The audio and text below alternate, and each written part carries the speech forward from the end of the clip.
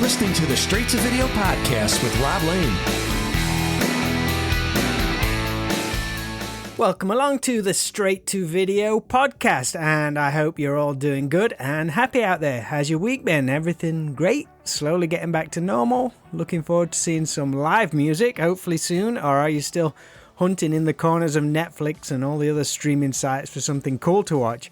I'm currently bouncing some fun ideas around for putting some spotlight on some lesser known movies, of course from the 80s and early 90s, because a few have been popping up on my radar which I've either never seen or not seen since back in the day, so I'd like to dive into that a little more. So watch this space over the next few months as the podcast cruises to 100 episodes. Crazy, right?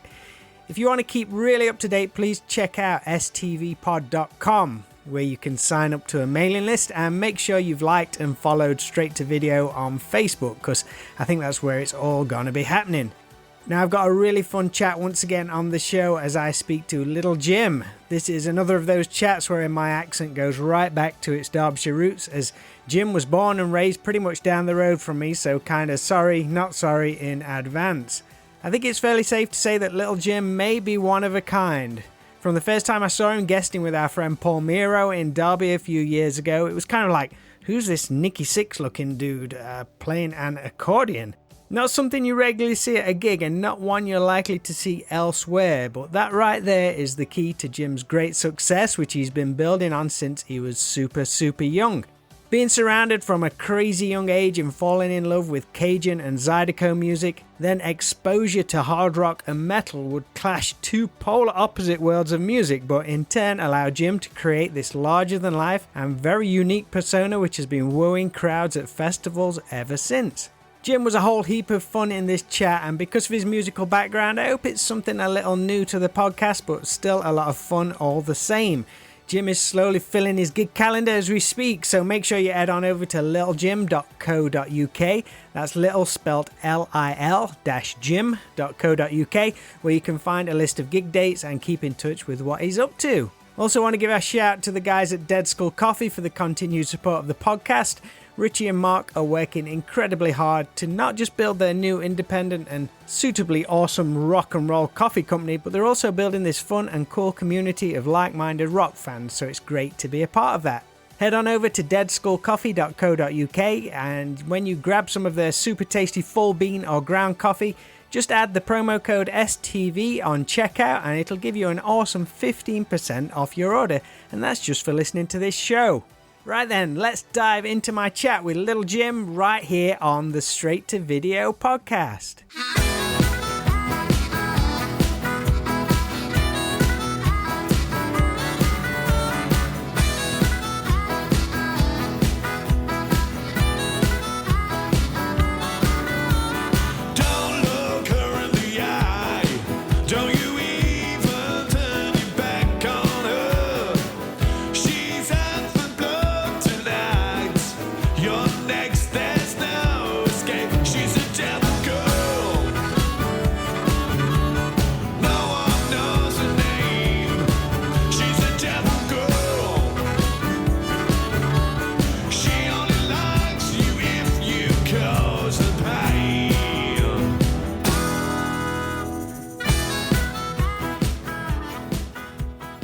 How's it going? I'm good, mate. I'm good. Looks nice and cozy there. You're like heavy metal, you know.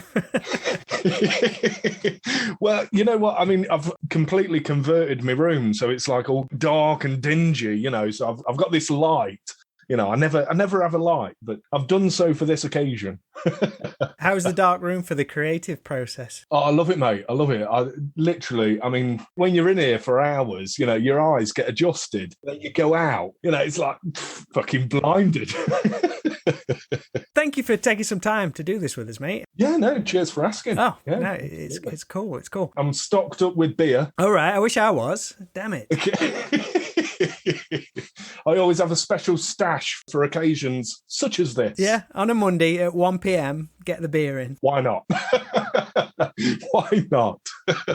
Music has obviously surrounded you from like a very young age. You've shared some great photos online on your Facebook with you at clubs and gigs when you was what? I don't know, maybe 5 or 6, I guess? Yeah, very young, very young.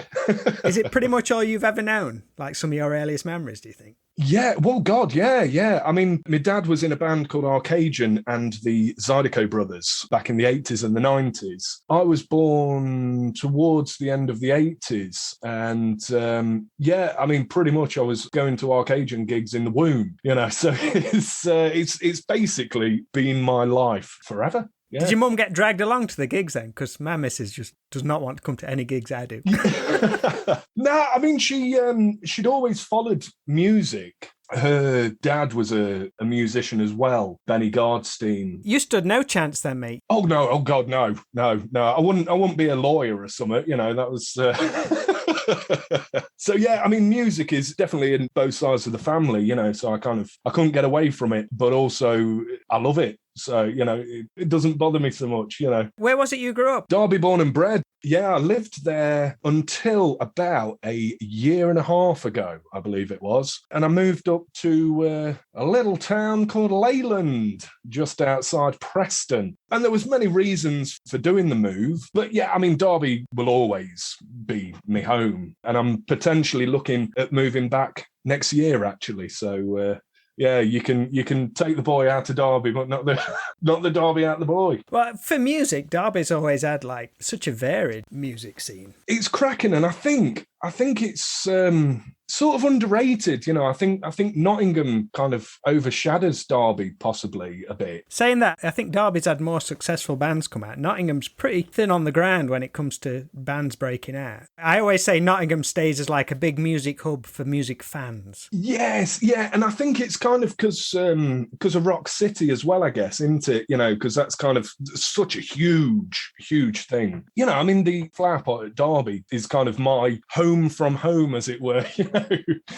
So I've only got good things to say about that place. But yeah, I mean, Derby's such a great place, and really, it doesn't take you long to find some immensely talented people. Really, it's ridiculous the amount of talent in such a small city. What I found as well, that when I started getting into bands, specifically around Derby and stuff, I'd hear these bands talking about bands from back in the day, and that's how I heard about Miro and the Beekeepers and previous bands before the Beekeepers, bands that spawned them. Yeah, bloody Beekeepers, yeah. Well, it's funny because I actually recorded with Cajun. It was kind of like a dream to actually go to a studio and record. I think it was either 99 or 2000, and my dad was recording a new record with the band, which funnily enough was the last one that they've actually released. He invited me along, and I remember they had, I think it was 11 tracks and they wanted 12, and they were kind of deliberating on what the last number was. And then Chris Hall, who's the leader of the band, he kind of turned to me and says,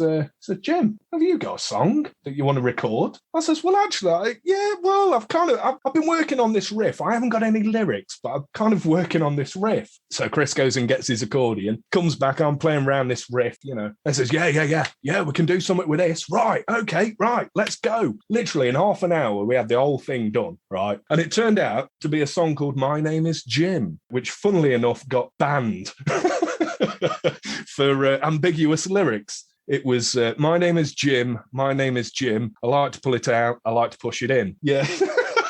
I mean, in hindsight, maybe an 11-year-old shouldn't be singing that. But the point I was going to make was the studio that they recorded at was actually the old Beekeepers studio. Ah, the Hive. Yeah, that's it, on Agard Street in Derby. And this was before I'd known about the Beekeepers. But of course, on the wall, they had all the album covers and stuff, really great artwork. But yeah, that was my first kind of introduction into the Beekeepers. And then, of course, when I did the Miro Sonombre thing, we had Tree on Cajon. So it's just a small world, isn't it?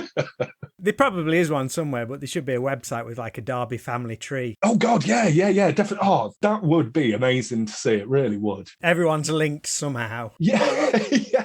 Well, it's funny because there was like Cajun and No Right Turn that was sort of on a similar sort of level back in the 90s, you know, like two of the members out of No Right Turn are now playing with one member of Cajun and they go out as Swamp Trash, you know, and it's just so it kind of all mingles together. It's bloody phenomenal. It really is. So how old was you when you first remember seeing your dad play? Ooh, yeah, young. Have you always took it for granted? Like, oh yeah, you just go and see your dad play gigs. It's no big deal. Yeah, it's just normal. When I was growing up in school, you know, there was like the kids that, you know, had the two parents and the two kids sort of a thing. And that was normality, you know, and I kind of lived with my mum and saw my dad like pretty much when he wasn't gigging, really. But yeah, so music and going to gigs was just normality. Because I mean, being at gigs from such a young age, you must have always felt comfortable in that environment, whether it be, I don't know what kind of places they were playing, was it like working man's clubs and small clubs? Well, the ones that I was allowed to go to were festivals. So they used to do a thing at Tutbury Castle, and I remember going there for many years. And the Swamp Club, which was huge back in the early to mid 90s, back in the old, what's it called now? I think it's called the Waterfall, opposite the railway station. And that was a huge sort of Cajun and Zydeco sort of club festival. You know, they'd get acts coming over from America and such like, and I'd always go to them, you know. So I was kind of mingling with these sort of idols, I guess, you know. You knew all these people? Yeah. Was that just your thing as a kid? Music was there from the beginning and you was in full on? Oh, absolutely. Enjoying the records and getting to know who everybody is? That's it, yeah. I remember doing some jam sessions and kind of standing in with a few bands, but I didn't start actually gigging until I was about 10 or maybe 11. Oh yeah, you was late, man. You was late. I kind of was, you know, in that kind of, you know, in that I'd always been doing gigs and playing and such like, to actually start doing my own gigs was, I guess in my head I was starting a bit late. Let's pull my finger out. Clock's ticking. I'm glad I started then though and not now, bloody hell.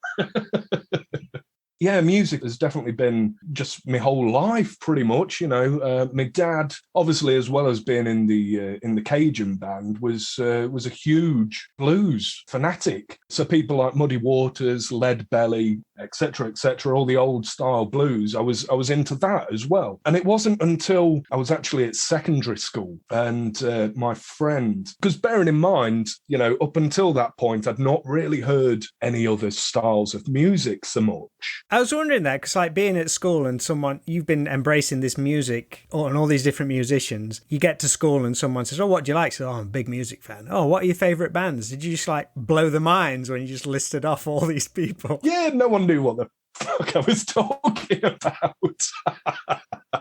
and then especially when I took my accordion, you know, they didn't know what to do. I was wondering that as well. I wondered if you ever took it to school. Yeah, I do all the tricks. Like play it behind my head and stuff. You know, yeah. Was it like when drunk people go up to drummers after they played the set? Giz a go, mate. Giz a go. Like, no, you're not touching this thing. It's fucking expensive. It's too expensive. Yeah, exactly. Yeah, it was a friend at secondary school kind of ripped this album onto cassette. You know, just completely blank. Just like, go home and listen to that. I was like, all right, okay, yeah. Little did I know. It was Antichrist Superstar by Marilyn Manson. And I literally listened to the whole thing non-stop. I was just amazed. I was just in awe. I'd never heard anything like it in my life. Did he know what you'd been listening to before? Yeah. Yeah, absolutely. Was he just trying to like blow your eardrums or just like really confuse you or something?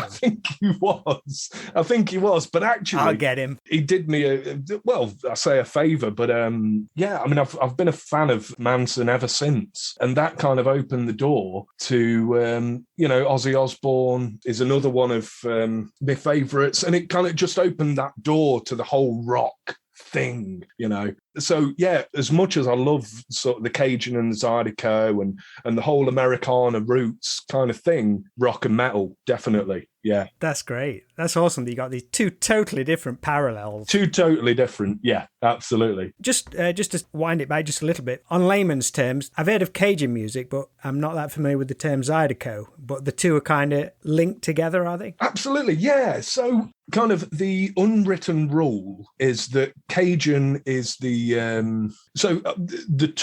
two styles of music originate from Louisiana in America. And Cajun music is kind of the white man's music, the Cajuns or Acadians, and Zydeco is of the Creole people. So Cajun is, in a nutshell, I guess Cajun is sort of more folky, and Zydeco is a bit more influenced by kind of funk and blues. So it's a bit more kind of hard hitting than Cajun. Yeah, I mean, the two styles of kind of, unless you know sort of the definite differences, they can be perceived as very similar, but they're sort of, they are opposites. So how old was you when you wanted to try your hand at an instrument? Had you already been with the instruments around, like with your dad and stuff like that? Was you always picking one up? Yeah, always playing. I've got a Polaroid picture of me somewhere, of me like only a few months old in a baby grow with a bloody harmonica in my mouth, you know. And I was playing a bit of guitar and a bit of drums. Then when I was about 6 years old, I got my first accordion. And I'd always wanted to play accordion. From the first moment I saw it, I knew that was the instrument for me. Do you remember where and when you saw it? I mean, we're talking very young ages, but it obviously had an impact on you. Has anyone reminded you where it was, where you lost your mind? I mean that in a positive sense, where it was like, wow, what is that? Absolutely. To be honest, I couldn't pinpoint a certain occasion. I just know my earliest memory is that I want to play accordion. That is literally all I could think, you know. So my dad was a harmonica player, so that got me into harmonica, and that kind of distracted me from the accordion for a bit, then guitar and drums, and then I finally got accordion. That was it. I kind of never looked back until I was sort of in my teens, I guess. Yeah, that was sort of Marilyn Manson getting me back into guitar and drums and bass. So you diverted a little bit? Diverted a bit, yeah, absolutely. When I discovered drop D, well, that was just phenomenal. I could play everything just on 2 strings. So are you left-handed, by the way? You could not meet someone that is more left-handed than me. Totally driven by my left hand, completely. Because I've seen pictures. Do you play like the guitar literally upside down? Literally upside down, mate. Yeah, I just take a standard right-hand guitar and literally just flip the thing upside down. And that's the only way I can play. Was that from like, oh, I want to try guitar, can't find a left-handed guitar, or don't want to do the whole restringing thing, I'll learn it this way? My dad strums a bit of guitar, so he'd bought me like a little kiddie-sized one when I was young, because he's left-handed as well, but he taught himself to play right-handed. So that's, of course, the way that he showed me. And it didn't feel right at all. And he flipped the strings, and I says, no, this is even worse, you know. And he got me an actual left-hand guitar. And I says, well, it feels better. Like the position of where the guitar is feels good, but the strings just don't make any sense. That's weird, isn't it? Just how your brain was working. Absolutely. And I tell you what, I've only met in, the last sort of 30 years, I've only met 1, maybe 2 people that play the same way as me. Yeah, it's mental. But I tell you what, because everyone always says to me, it's like, oh, I can't watch you play guitar, Jim. I can't watch you. It's weird. But then if I see someone playing the same way as me, it blows my head. I can't watch them. Is your chord construction literally upside down, or did you find different shortcuts? So, for example, like the G shape, I'll bring my thumb over, because I physically can't do it. But so I've modified chord shapes, definitely. You're breaking new ground, aren't you? Yeah. I wish I was.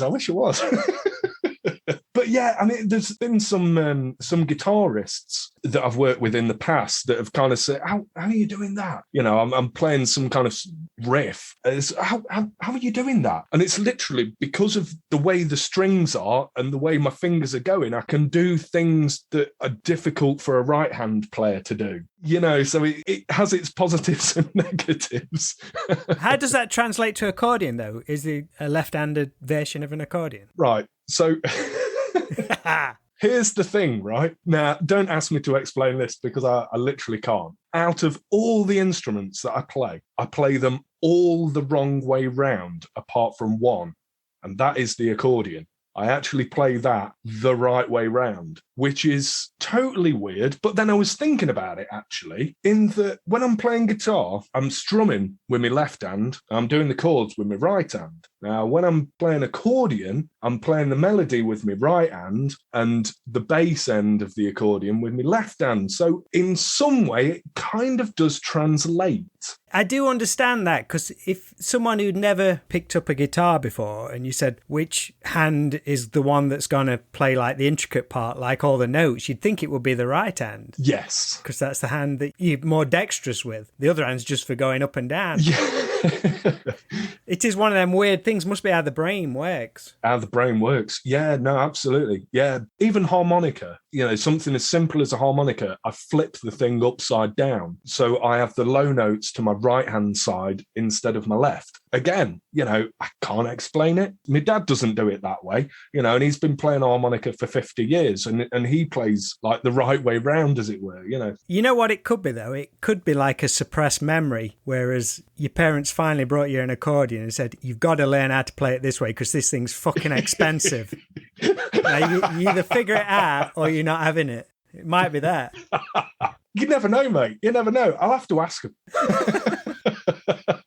I'll have to ask him. So when you got your first accordion, who was the guy you was looking up to? It was a guy called Steve Riley. The drummer from LA Guns. Do you know what? If you type that into YouTube, literally, it's him for pages and pages. Funnily enough, no. He's a guy from Louisiana. He fronts his own band called Steve Riley and the Mamu Playboys, who are, a Cajun band. But they've kind of sort of, as they've gone on in their career, because they started back in the late 80s, maybe 89. And from sort of the mid to late 90s, they really started pushing the boundaries of Cajun music and kind of seeing what they could do with it. And they actually released an album back in 98, I believe it was, called Bayou Ruler. And the Cajun people in Louisiana are very kind of insular, I guess. Is it like traditional country music, right? You don't go out the boundaries. Yeah, very much so. I mean, it was mental because when I went to Louisiana, I knew a few people anyway, but I was sort of meeting a lot of new people, you know, kind of saying who I was and what I did. It's like, man, you can't play the accordion. It's like, well, I can. It's like, man, no English, boy. I was like, well, yeah, but actually, Cajun is a thing in the UK. It's like, man, shit, play this. I was like, man, shit. But they couldn't believe that this 6'5" goth from the UK could actually play their stuff and play it well. You know, they were very kind of taken aback by it all. Did you know your history on it? Because you obviously know your history now. Oh. Did you know it then? Yeah, yeah. I mean, I've literally kind of from like day dot delved straight into the whole history of Cajun and Zydeco music. Was you suddenly welcome then once you proved yourself? Once I'd proved myself, yeah. Yeah, well, I remember I'd met this guy called Jeffrey Broussard, who's a Creole guy from Louisiana, just browsing through the gig list, and I saw, Jeffrey's playing. I'd met Jeffrey a couple of times on different European tours. I thought, it'd be great to go and catch him in his sort of home turf. What we didn't realise was this club was only black. So we walked in, and it was literally one of the scenes from a film, you know, where everything stops. All eyes are on you. It's like, the music stops and everything, just silence. Yeah. So, I mean, you know, and some of these guys, you don't want to mess with them. so we're there like, oh Christ, sweat is literally jumping off our foreheads, It's like, oh my Christ, what are we going to do? Oh shit. And I saw Jeffrey. I ran over to him like, Jeffrey. It's Jim. Yeah, honestly. And he's like, oh man, Jim. Jim's okay, guys. Jim's okay. Yeah, literally, because I knew the band, we were all right. And everything was okay after that. But yeah, it was, for those kind of initial few minutes, it was, oh God, yeah. Have you and Steve Riley crossed paths? Absolutely, yeah. In fact, there's actually a video on my YouTube where he called me up. It was literally the first time I'd seen him and the band, and they were playing a festival in Gloucester at the Guildhall. And so I'm at the front of the stage, just, eyes wide. I'm just absolutely in awe of seeing my hero, And then all of a sudden he calls me up on stage. It was one of those moments like, what, me? How old was you then? I would have been around 12. Holy shit. Yeah, so I jumped up on the stage. My favourite song by the band was one that they wrote, and it was kind of their signature song. So when the fiddle player came up to me and said, Jim, what are we playing, man? I was like, I want to play this song. He's like, what? The whole band is just, man, this guy got some balls. But, they went ahead and they played it. You can see from the video, the band are just like, oh, man, the boy can play. And it was great, and kind of Steve Riley's sort of sitting off the stage, and even he's kind of like, man, he's playing just like me. That's incredible. It was, but because I'd be at home, and all I did was put on a CD and just play accordion to it. The first Steve Riley CD I got, I wore that out years ago just from playing it over and over. But I literally, because I was playing it so much, my playing sounded like his. I was playing note for note what he was doing, and it was quite a thing at the time, because there's many great Cajun accordion players that wouldn't dare kind of dare copy Steve Riley, You were so young, you didn't know any better. Exactly, yeah. The innocence. So that's incredible. So you was 12 then, so we're talking like a year or so after that's when you discovered rock music as well. Yeah. Was there for you kind of like, could you call it like a light bulb moment that you could combine, you was getting into the imagery of it? Could you see yourself like, right, this could be my little niche? I was playing sort of very traditional Cajun. And as I was getting older, about 19 or 20 years old, I was kind of starting to think, and I'm thinking, well, I like rock music. I like Cajun music. Maybe there's something there. Maybe I could do something. So I was planning a band for about a year, and I knew kind of what members I wanted to get.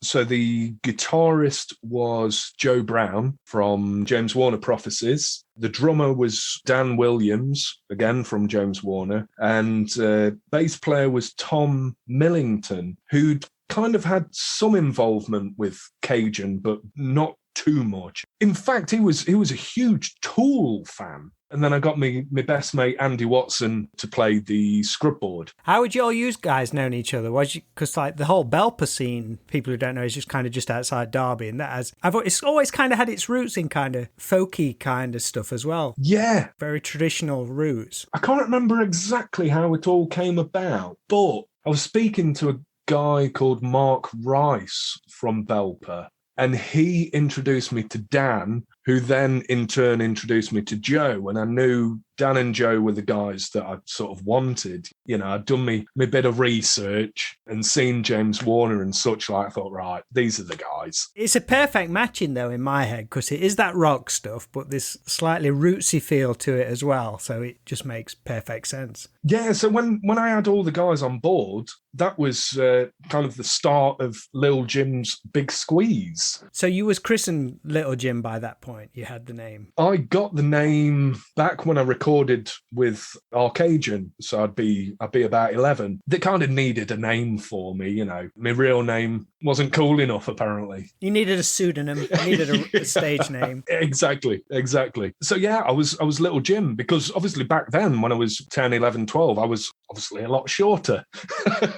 You know, it's kind of ironic now that I grew to be sort of 6'5", and yet I'm still called Lil Jim. But now that I've had the name for like 20 years, I don't feel like I can sort of ever be anything other than Lil Jim. Just to jump back, I'm always bouncing about and stuff. So you'd been growing up with all this Cajun music. You're getting into rock and metal. What was your first rock and metal gig experience? Oh, now then, I'm pretty sure I got introduced to the Vic in Derby. I couldn't tell you. Oh, actually, no. I think I saw Stiff Little Fingers, at the Vic. You know, a few other sort of local type bands. But I guess my first arena gig would have been Marilyn Manson. He'd just brought out the Golden Age of Grotesque album, and he was touring that. So, what's that, 2003, 2004, something like that? And I remember, because I'd never been to an arena gig before. So that was, you know, kind of eye-opening in itself. And to think that I was going to see Marilyn Manson was just epic, you know. And I remember he had Peaches as support, and she got completely naked. And, you know, as a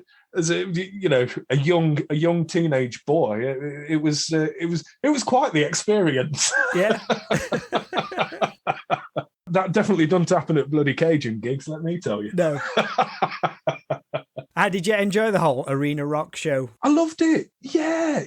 And I've been sort of many times since. The last sort of arena show that I went to was the Twins of Evil tour, Manson and Zombie. Very cool, man. And that was actually the first time I'd seen Rob Zombie. I obviously heard his stuff, but it was the first time I'd seen him. And I remember he went on second, and it just, I mean, you know, it just blew Manson out the water. Yeah, he's insanely good, man. God.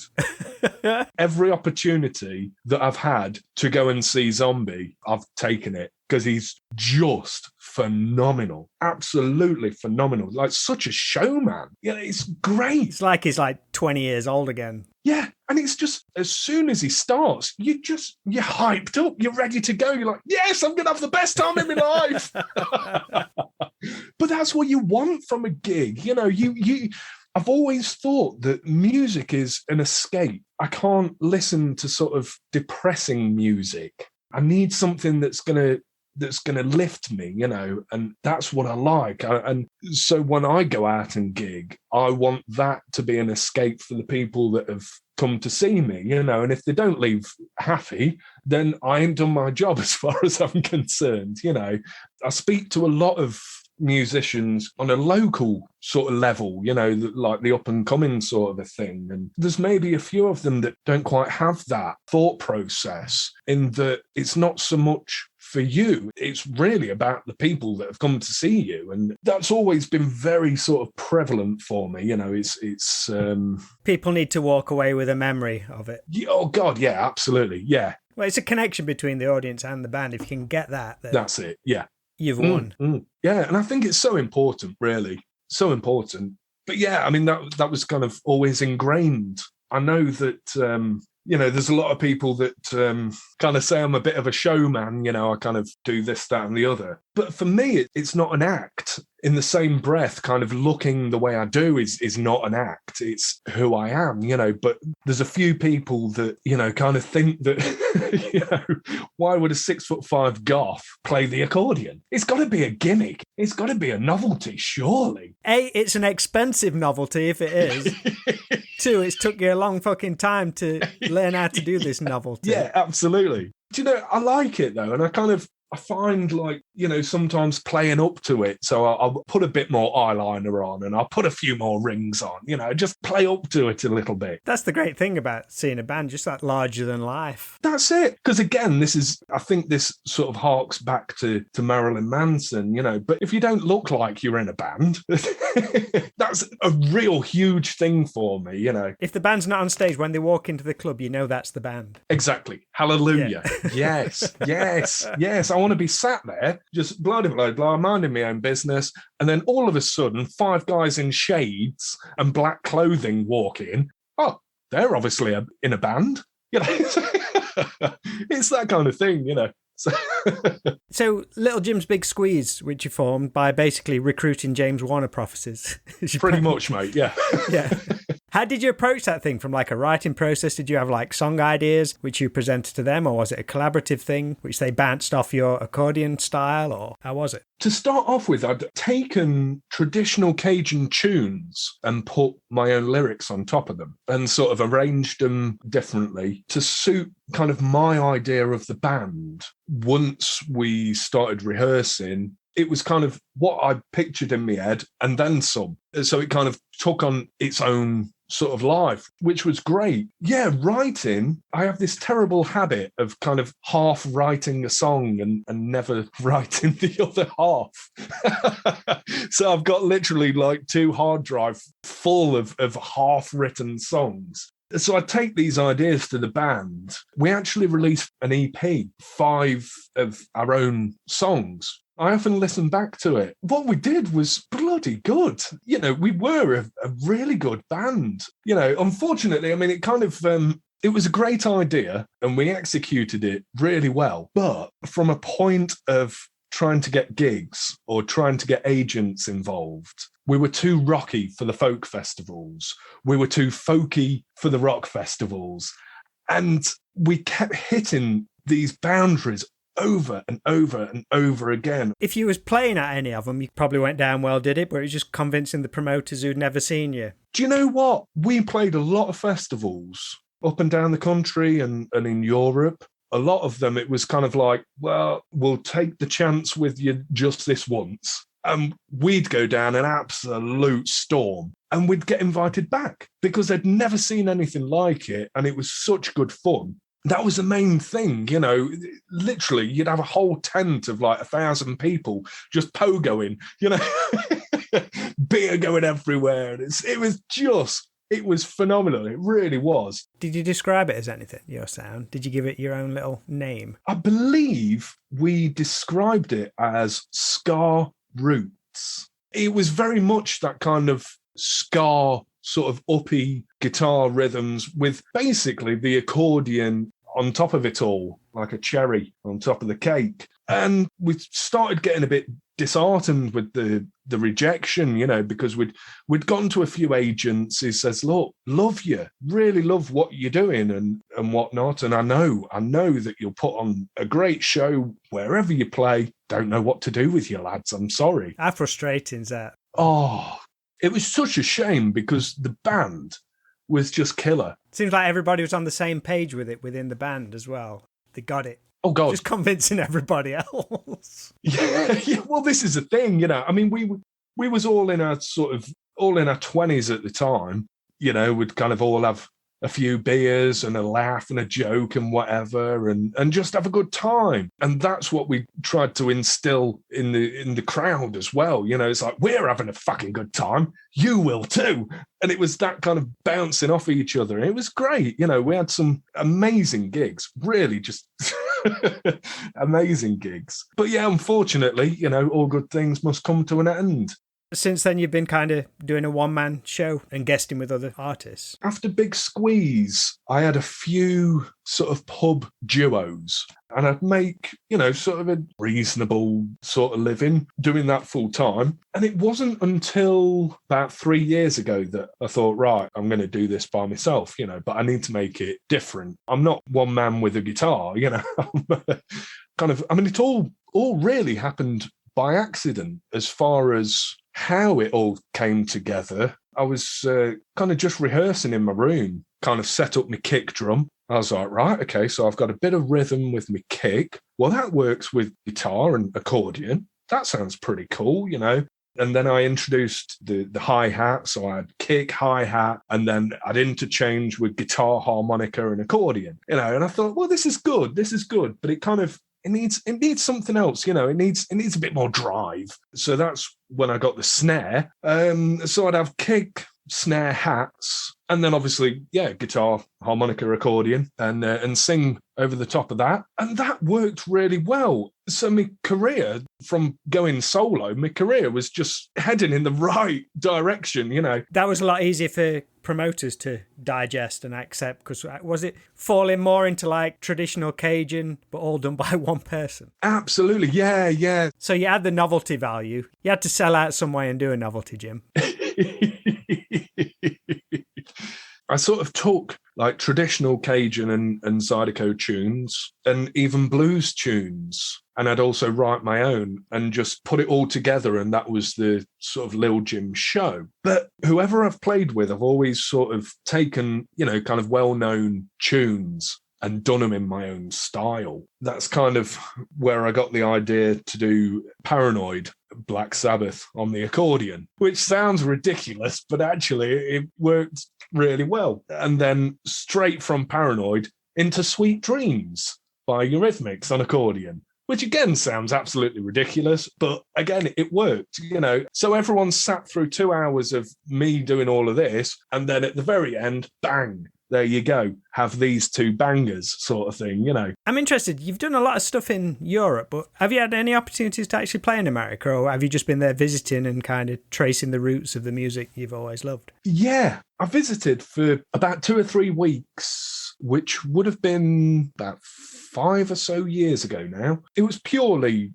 a holiday, but I did get the chance to perform on quite a few occasions, which was just incredible. You know, to play this music that I'd been brought up on and I've played all my life, and then to actually go to sort of, you know, where it sort of originates. Was your holiday all based around the South, like Louisiana? Yeah, literally. We landed in New Orleans, and we spent about a week in New Orleans and then went to like the backwoods of Louisiana. Did you take your accordion with you? Yeah, absolutely. Yeah. I actually went to the shop and met the person who actually built it, which was incredible. But because I must have had it for about 10 or so years at that point, I'd never had it serviced or repaired or anything. Was he disgusted?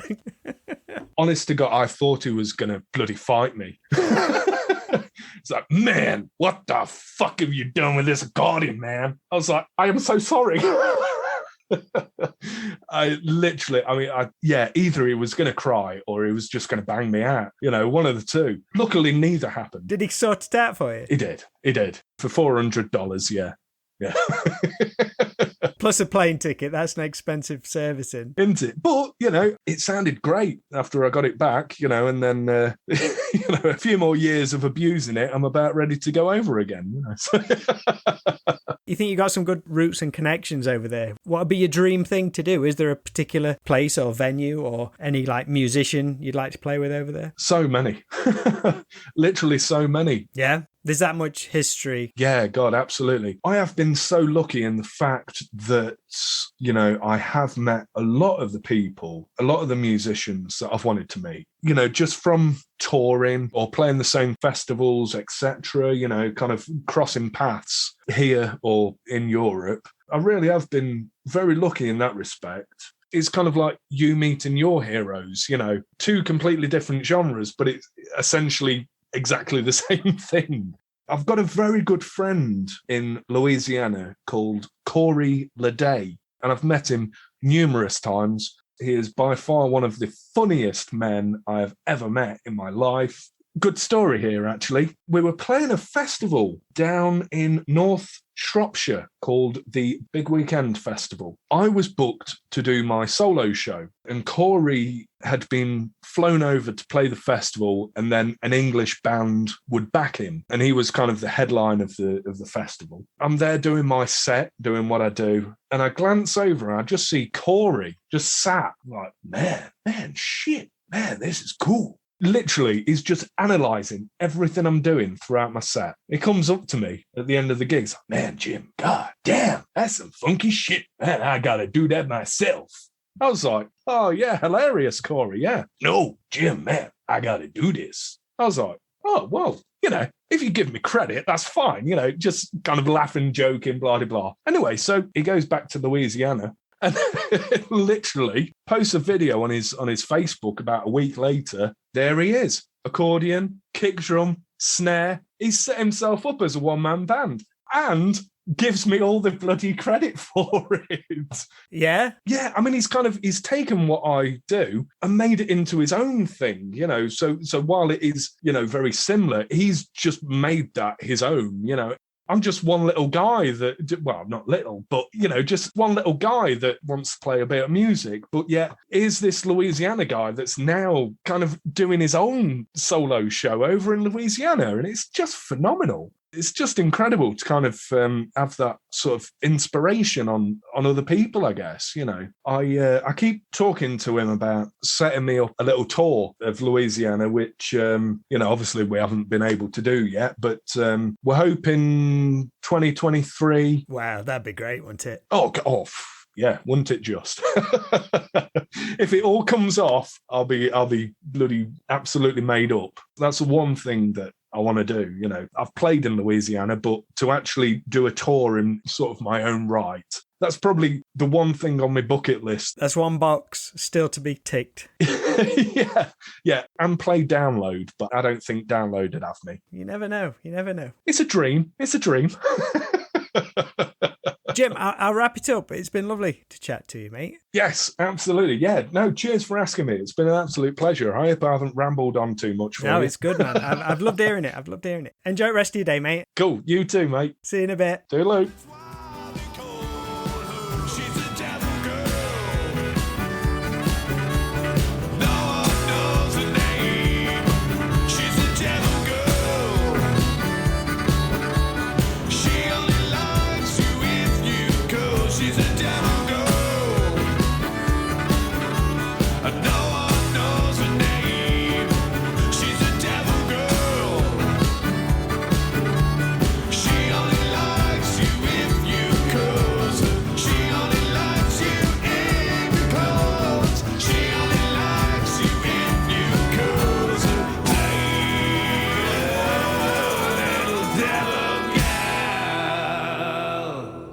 Big thanks to Lil Jim for checking in with me here on the Straight to Video podcast. I really enjoyed chatting to him and hearing all about his journey. Make sure to check out all his upcoming live dates and see if he's in your area over at little-jim.co.uk. That's little, spelled L-I-L. And you can find him on all the social media channels too, so drop him a line. For more episodes of this podcast, please head on over to stvpod.com, which is the main hub for everything that's going off, including music, videos and merch. And as mentioned earlier, be sure to find us on Facebook, as over the coming months plans are afoot to expand things a little, but I want all you lot to be involved too, as I think we can do some really fun stuff together. But till we get the chance to speak again, please look after yourselves and I'll catch you all real soon.